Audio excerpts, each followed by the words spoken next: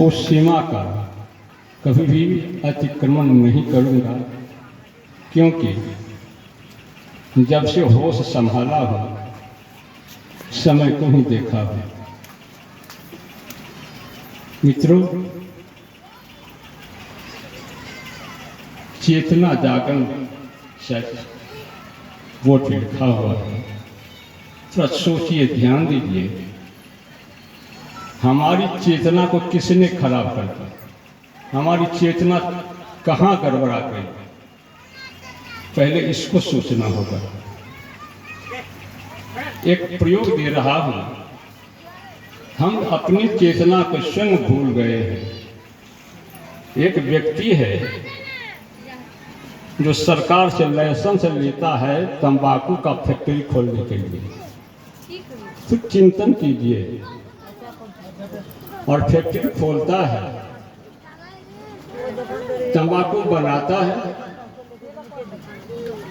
दुकानदार के पास भेजता है, दुकानदार लाता है, सरकार उससे टैक्स लेती है और उस तंबाकू को हम खरीदते हैं।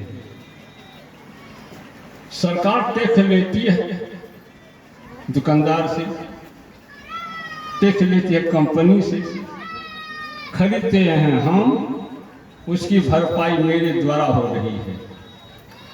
और जिस तंबाकू पर लिखा हुआ है कि तंबाकू स्वास्थ्य के लिए हानिकारक है और हम स्वयं उसको खा रहे हैं, क्या हम अपनी चेतना को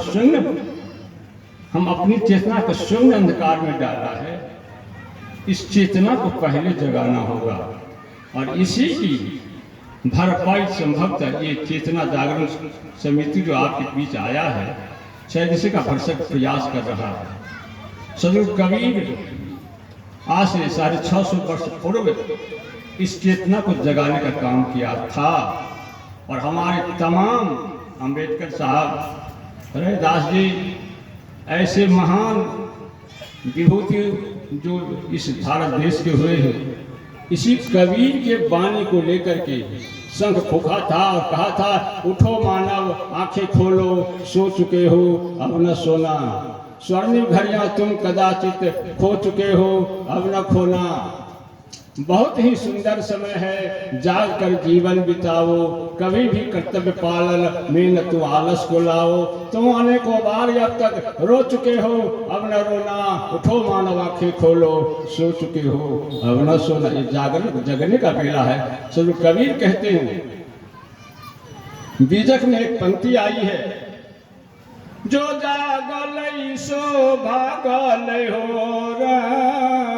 मैया राम, सोबत गैल बिगोए हो मैया राम।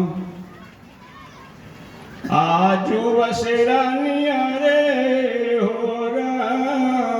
मैया राम, काले वसीरा बर दूर हो मैया राम।